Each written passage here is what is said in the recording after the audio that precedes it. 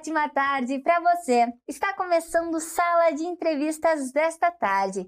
E quem visita a gente hoje é o psiquiatra Dr. Almir Borba de Bastos. Seja muito bem-vindo. Muito obrigado, uma boa tarde. Obrigado pelo convite, é um prazer estar aqui. Estou à disposição para esclarecer algumas dúvidas que possa ser interessantes. Doutor, ao falarmos de questões de saúde mental, muitos sintomas são semelhantes, né? A primeira pergunta que eu tenho para te fazer é a diferença entre o medo e a fobia. Vamos lá. O medo é um sentimento de grande inquietação diante de uma situação de perigo real, de uma ameaça, né? E que é algo que nos traz uma situação de defesa, de proteção, né? Então, é um sentimento, é uma situação de preservação. O medo nos preserva, ele garantiu a preservação da nossa espécie ao longo dessas gerações. Já a fobia não, a fobia é um medo mal adaptativo, né? É um medo persistente, né? E sem que exista essa real ameaça, tá? Então a fobia ela não existe essa ameaça real, existe um medo persistente por uma situação, por um objeto, e esse medo ele em função disso existe as pessoas tentam se afastar desse medo que não existe realmente, né? E quando a pessoa é obrigada a enfrentar esse medo, ela enfrenta uma ansiedade antecipatória. Então, antes do enfrentamento ou do objeto ou da situação, ela vai ter uma ansiedade muito grande, vai ter um sofrimento quando enfrentar muito alto, e vai ter uma situação de uma adaptação, uma desadaptação nesse enfrentamento. Então, é um sofrimento muito grande a uma situação que, na verdade, não há esse perigo real. Quanto ao medo, não. O medo nos protege, né? Um exemplo que a gente tem assim que ocorre, existe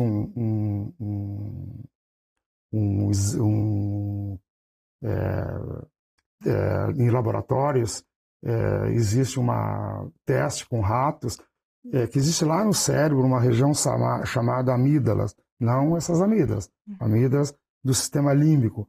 Então, nessa região do cérebro, os cientistas eles retiram essa região da amígdala, que é responsável pelo medo. Então, esses ratinhos eles perdem o medo. E eles ficam extremamente valentes. Valentes, né, sem noção. Então, eles enfrentam as cobras e são mortos por elas, né? Eles pulam de alturas muito elevadas e morrem. Enfim, o medo nos protege. Então, nós precisamos do medo. Ele nos preserva.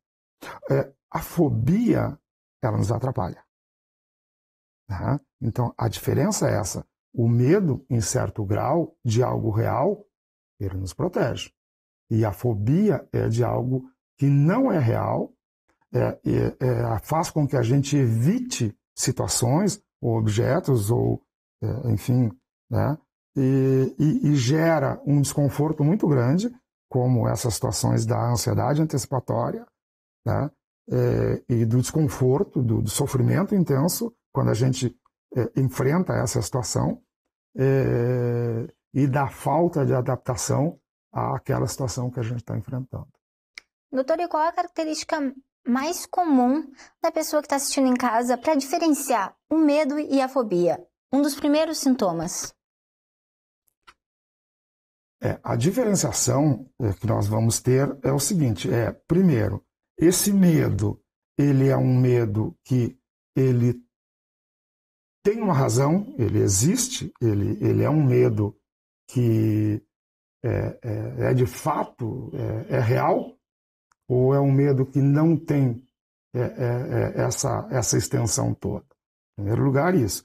Segundo lugar, esse medo, ele é frequente, ele costuma ter uma frequência muito grande, ele é todo dia, a todo instante, frequentemente ele está presente a uma situação, a um objeto, a um animal, enfim.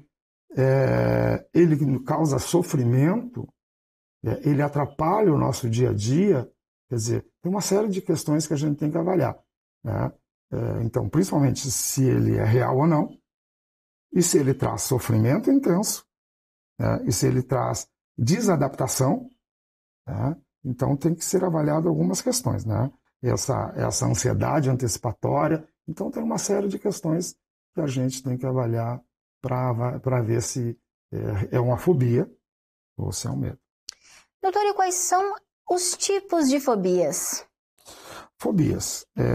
As fobias, nós temos basicamente duas grandes classificações diagnósticas, que é uma classificação diagnóstica americana, que é o DSM, e uma classificação diagnóstica europeia, que é a CID, Classificação Internacional das Doenças. As fobias elas são divididas basicamente em três. A agorafobia, né, que é o medo de multidões, espaços fechados, espaços abertos. As fobias sociais, que é o medo de situações sociais, né, ambientes sociais.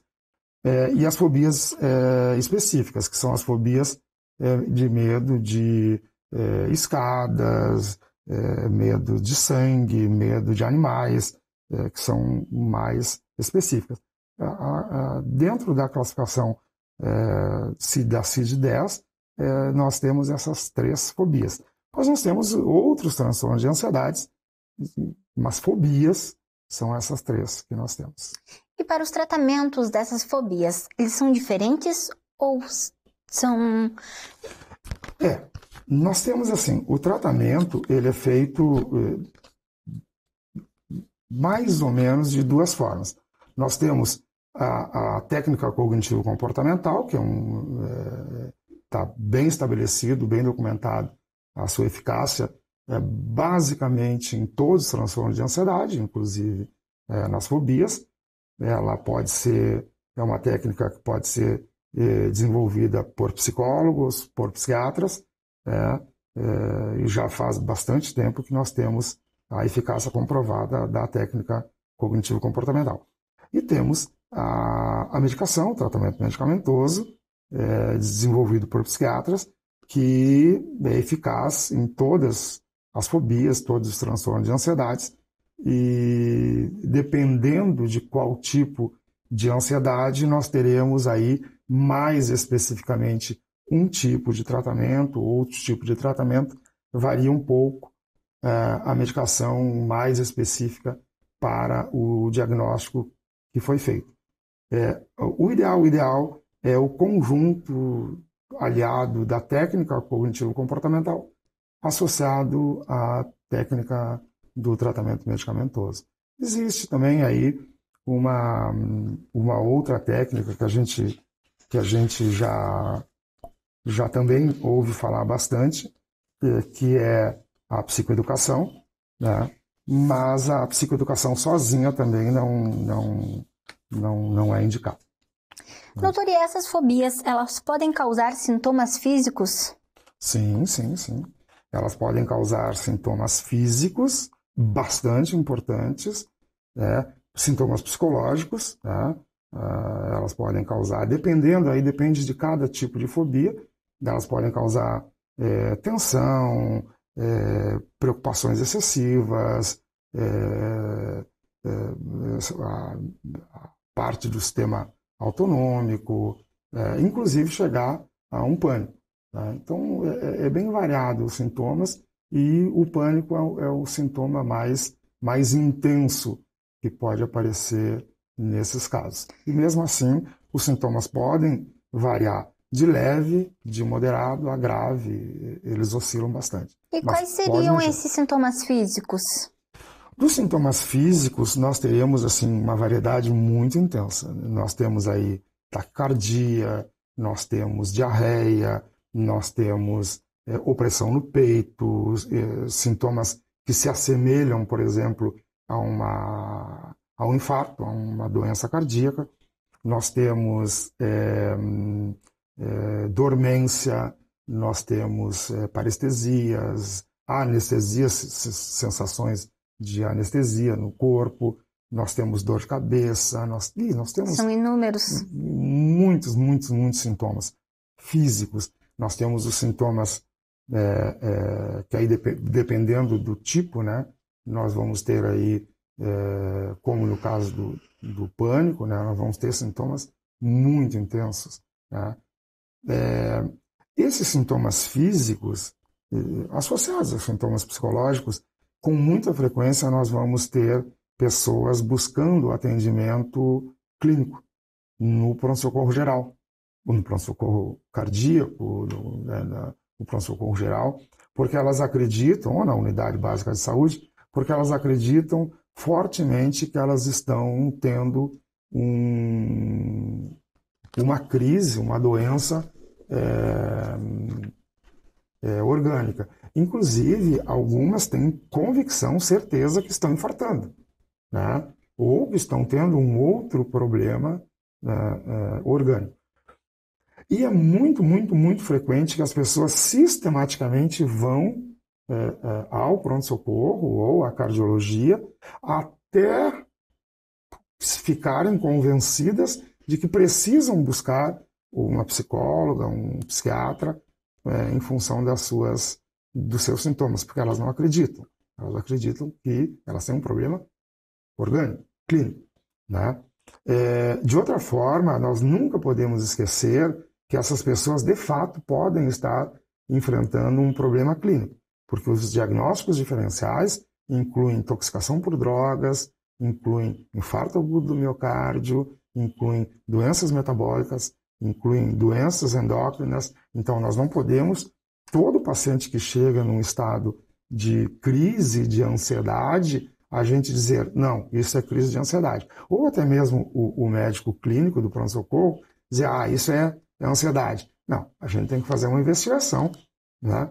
Por isso que a orientação é não ir direto a um atendimento psicológico, digamos assim. Não. Primeiro é buscar realmente um atendimento clínico, porque pode ser, né, um infarto, pode ser um problema de pulmão, um problema, enfim, um problema orgânico, um problema neurológico, enfim, né? Nós precisamos fazer uma investigação clínica, né? Porque nem sempre tudo que parece é. Doutor, a gente vai para um rápido intervalo e já estamos de volta.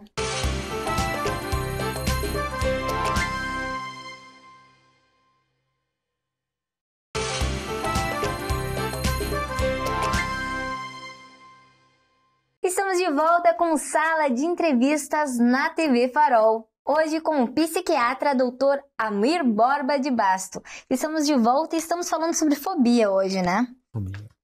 Doutor, eu gostaria de perguntar como se desenvolve uma fobia. Tem pessoas que já nascem com isso, desenvolvem ao longo da vida, como é? Bem, não há uma clareza, uma certeza em relação às fobias, né, às ansiedades em geral. As fobias, elas fazem parte do grande grupo dos transtornos de ansiedade. Então, nós temos aí as fobias, como foi dito, né, a agorafobia, a fobia social, as fobias específicas, e elas fazem parte do grande grupo da ansiedade. Aí vem a ansiedade generalizada, né, vem o transtorno de pânico, né, vem outros transtornos ansiosos, o transtorno obsessivo compulsivo, né, fazem parte do grande grupo dos transtornos ansiosos. Os transtornos de ansiedade, nós não temos ainda uma clareza absoluta da causa. A gente sabe que existe uma relação genética, porque o estudo de gêmeos monozigóticos mostra que existe uma significativa relação entre os gêmeos. Não é algo assim impressionante como em outros transtornos, mas existe essa relação, né? Mas além da questão genética, existem outros fatores também ambientais. Então a gente considera como fatores genéticos e ambientais, né? Como situações experimentadas ao longo da vida com objetos ou com situações que podem levar a essas fobias, a essas questões fóbicas. Também traumas experimentados na infância podem também se agregar a esses fatos fóbicos. Então é um conjunto de coisas genéticas, né, e ambientais que ao longo da vida vão se estabelecendo. Não é comum a gente experimentar transtornos fóbicos muito cedo, também não é comum a gente experimentar ou vivenciar transtornos fóbicos muito tarde. Geralmente tem aí por volta de 20, 30 anos, por volta de adulto jovem, que a gente experimenta os maiores 17, os maiores sintomas fóbicos aparecem. E a ansiedade, ela faz parte de tudo isso. A ansiedade é um dos principais sintomas. A ansiedade, nós temos que... É importante a gente salientar o seguinte. A ansiedade, ela é importante para nós. Porque quando a gente fala em ansiedade, a gente sempre pensa numa questão de a ansiedade é algo ruim. Não é algo ruim. A ansiedade é algo bom. Então, para eu estar aqui hoje, para tu estares aqui hoje, nós precisamos estar ansiosos. Então, nós não estaríamos aqui sem a nossa ansiedade. Nós precisamos da ansiedade para ter objetivos, para fazer planos, né? A ansiedade nos movimenta. Sem ela, a gente não faz nada. Então, nós precisamos dessa ansiedade para viver, para fazer coisas. O excesso dela, o excesso dela nos atrapalha. Tá? Então, e nós costumamos dizer que existe a ansiedade normal e a ansiedade patológica. Tá? Isso vai depender, quando que a ansiedade é patológica? Vai depender do avaliador.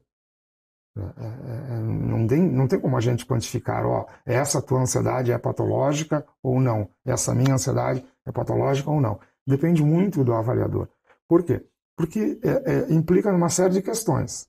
Tá? Isso vai ser discutido com a pessoa. Né? Vai depender essa ansiedade, da intensidade dela, né? Da duração que essa ansiedade tem, a frequência que essa ansiedade apresenta e o quanto ela interfere no desempenho da pessoa, entre outros fatores.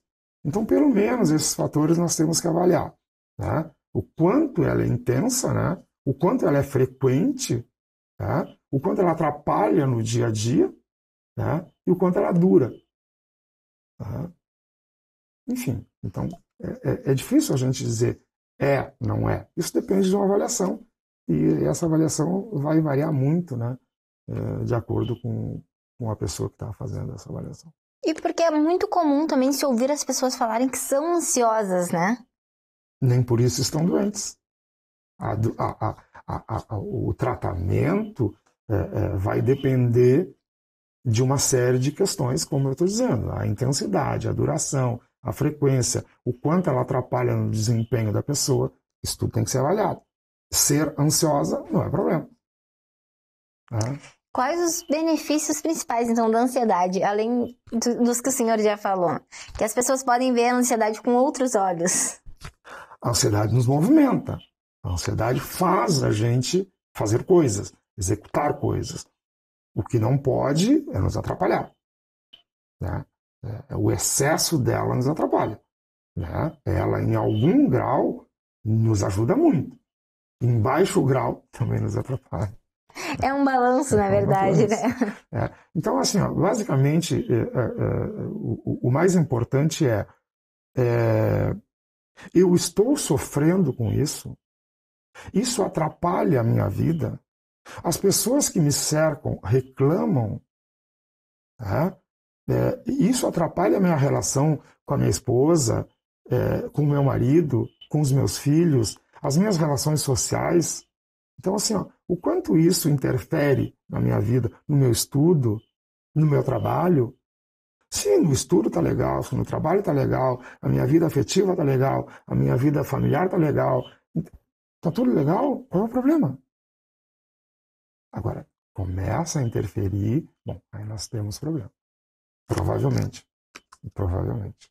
E é melhor, então, procurar uma ajuda psiquiátrica, né? Para ter todo esse cuidado. Eu costumo dizer assim, ó, nesses casos, né, o pico disso, né, o pico disso é a coisa, disso tudo que a gente está falando, é a crise de pânico. Né? É importante, eu gostaria que o senhor reforçasse sobre a crise de pânico. Essa é a coisa mais terrível. De todas as ansiedades, essa é a questão mais terrível. A gente que está acostumado a lidar com isso no nosso dia a dia é terrível. É algo assim... Nós sentimos a angústia da pessoa que vive isso. É terrível, é terrível. É algo assustador. E é o extremo, né? Quando a pessoa já chegou ao seu limite. É assustador. Claro, nós temos a leve, moderada, grave, mas quem vive isso, quem nunca viveu e quem nunca presenciou não tem noção do que é. Né? Não tem a mínima noção do que é. Esses sintomas é porque assim, ó, o que a pessoa pensa, o que a pessoa vive na crise é algo devastador. É uma sensação de morte iminente. É muito mais que isso. Não é uma sensação que a pessoa vai morrer. É muito mais que isso. É infinitamente superior a isso. Tá? É algo devastador. Devastador. A pessoa não sabe o que fazer. Porque é uma sensação... Eu não consigo explicar. Só a pessoa que vive, que sente, consegue explicar. É um pensamento... Porque é uma mistura de sensação corporal com sensação psicológica. É devastadora. É uma sensação devastadora. E é incrível como o tratamento funciona de uma forma bem rápida e alivia de uma forma bem impressionante. O transtorno de pânico, a crise de pânico é um episódio. Né? Quando a pessoa tem esse momento que a gente chama de paroxístico, a pessoa está muito bem conversando, fazendo alguma coisa e pum, aquilo acontece. Do nada. Então, por isso que não é uma fobia. Porque não existe uma... Não é o que vem acontecendo, é o que acontece simplesmente. Não tem um objeto. Não tem um medo de escada, um medo de elevador, um medo de pessoas, de reunião social, ou de... Enfim, é algo que é um clique. Do nada. Ela está fazendo a janta, ele está fazendo a janta, enfim, numa situação qualquer, e aquilo vem fulminante. E a sensação vem com sintomas físicos, de taquicardia, de respiração acelerada, né? Sensações muito fortes, orgânicas e psicológicas. O pensamento vem que a pessoa vai enlouquecer, que a pessoa vai morrer, que a pessoa vai... Enfim, são pensamentos fulminantes. E a pessoa não sabe o que está acontecendo com ela não tem nem ideia. Né? E normalmente essas pessoas já apresentaram alguns sintomas, porque acontece com um estalar de dedo, certo? Sim. Mas a pessoa simplesmente qualquer pessoa pode ter isso. A qualquer momento. E isso é uma crise que dura em torno de aproximadamente 10 minutos, pode durar até 30, 40 minutos, não passa muito disso, né? E isso é uma crise. Quando essa crise começa a ser recorrente, aí nós temos o transtorno de pânico, que aí nós temos um diagnóstico. A crise ela pode estar presente, pode flutuar, tá?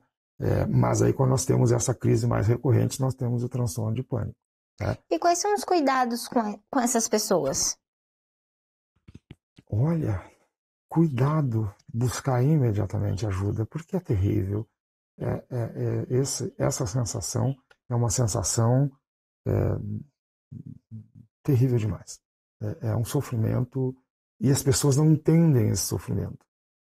As pessoas que cercam não entendem. Então, felizmente, nós temos aqui em Rio Grande vários serviços que têm capacidade de atender essas crises. O senhor pode citar um dos locais, que a gente vai se encerrando já o programa, mas deixar para as pessoas um lugar para elas procurarem? Vários.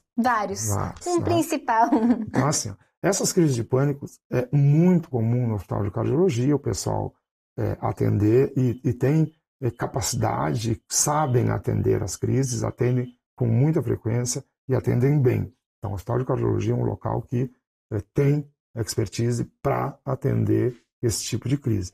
O hospital psiquiátrico, obviamente, é o hospital que o pessoal mais tem capacidade técnica para atender. O pessoal tem muito preconceito com o hospital psiquiátrico, mas há um pronto-socorro 24 horas que pode atender essas crises 24 horas por dia, qualquer momento, sábado, domingo, feriado, e tem capacidade técnica, tem bons profissionais que sabem, como ninguém, atender essas crises.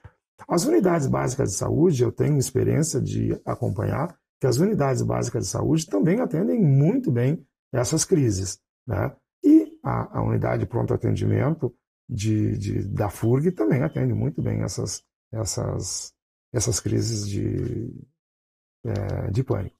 Nós temos, felizmente, uma rede que atende muito bem aqui em Rio Grande essas crises, felizmente. Tem que levar as pessoas para serem atendidas. Muito obrigada, doutor, pela tua presença aqui e por esclarecer tantas dúvidas. Muito obrigado, eu fico à disposição. Para mim é uma satisfação estar aqui. E para você que me assiste aqui na TV Farol, se você ainda não nos segue no Instagram, é TV Farol RS. Você pode enviar mensagens e acompanhar os nossos bastidores. Se quiser me acompanhar também, é só seguir o @ que está aqui embaixo. Importante lembrar também sobre o nosso canal no YouTube. Você pode procurar por TV Farol RS. Se inscreva lá para acompanhar a nossa programação. Obrigada pela companhia nesta tarde. Tchau e até o próximo Sala de Entrevistas.